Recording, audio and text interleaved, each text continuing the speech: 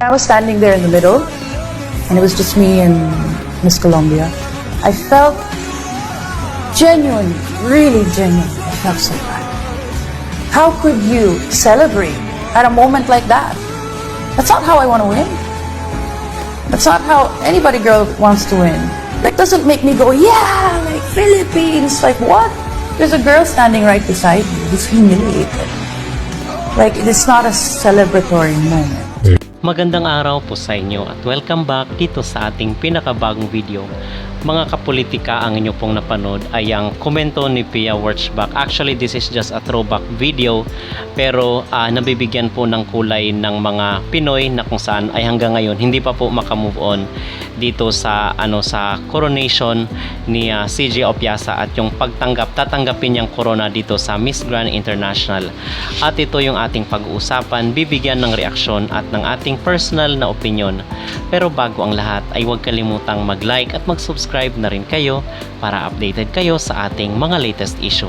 At kasabay nga po ng kasikatan ngayon na tinatamo ni CJ Opiasa ay meron rin pong mga Pinoy at mga netizen na kung saan ay hindi tanggap at hindi gusto itong mga nangyayari dito sa Miss Grand International dahil ang sabi daw itong corona na tatanggapin ni CJ Opiasa ay second hand na lang daw at hindi nila nagustuhan ang way ng pagkapanalo natin dito sa Miss Grand International. Well, before anything else ay gusto ko lang din pong sabihin doon sa mga nambabash dito kay sa Miss Grand at dito rin kay CJ Opiasa nagsabi wag daw tanggapin yung crown ay nasa rules po kasi yan na kung saan kung hindi ma-fulfill ng winner yung kanyang duties at responsibilities ay automatic po na yung first runner-up ang magti-take over at mag-step in. So nasa rules po yan. So whether we like it or not, ayun po talaga ang patakaran kahit sa ang mga beauty pageant pa yan. Kung hindi magampanan ng winner yung kanyang tungkulin at responsibilidad, ay automatic po yung kasunod na nanalo, ayun po ang tatanggap ng crown or ng responsibility, which is si CJ Opiasa.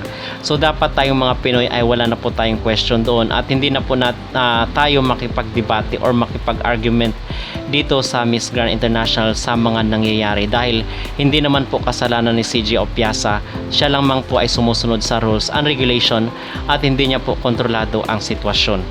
Sa tingin ko naman mga kapolitika ay walang maging problema dito si CJ Opiasa and in fact ay nung bumisita nga dito si Mr. Nawat sa ating bansa kasama itong CJ ay enjoy naman si CJ at itong si Mr. Nawat sa kanilang pamamalagi dito sa ating bansa nung especially nung motorcade nila or yung parade nila doon sa MOA.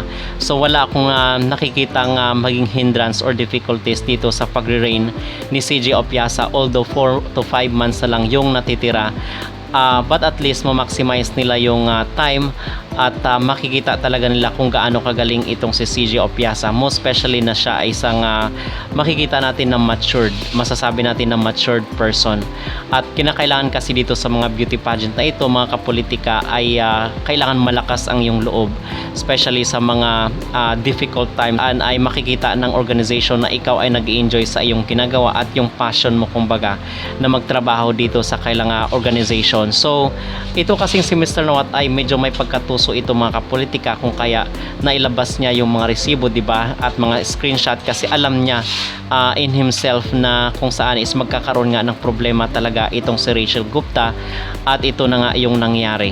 Okay? So walang control po dito si CJ Opiasa sa mga nagaganap sa Miss Grand International. Talagang yung pagkakataon at yung sinabi ni Catriona Gray na siya ay na-redirect at hindi siya na-reject. Okay, in the first place.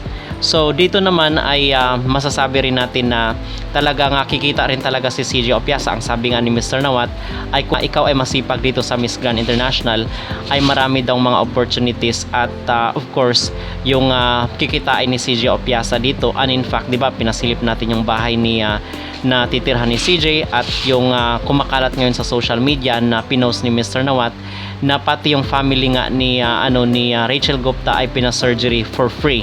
Okay, at shoulder po yun ng Miss Grand International. So imagine mo mga kapolitika kung talagang in-enjoy lamang ni Rachel yung opportunity or yung trabaho niya dito sa Miss Grand International, ay wala sanang maging problema, na kung saan ay nakitaan nga ng behavior. At isa sa mga patunay dito ay yung mga sinasabi ng mga kapwa niya kandidata dito sa Miss Grand International. Okay, so yun po ang ating maging reaksyon dito sa sinabi ni Pia Wurtzbach.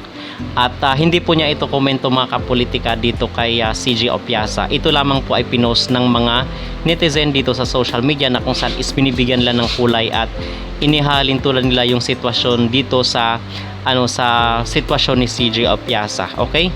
So napaka-unfair naman kay CJ na hindi natin siya suportahan. Kabila nang nakikita naman natin siya na siya ay excited na dito sa kanyang maging role sa Miss Grand International. Okay? So ang tanong po natin sa video ito ay, dapat ba natanggapin ni CJ Opiasa ang corona ng Miss Grand International or dapat ba siyang mag-decline?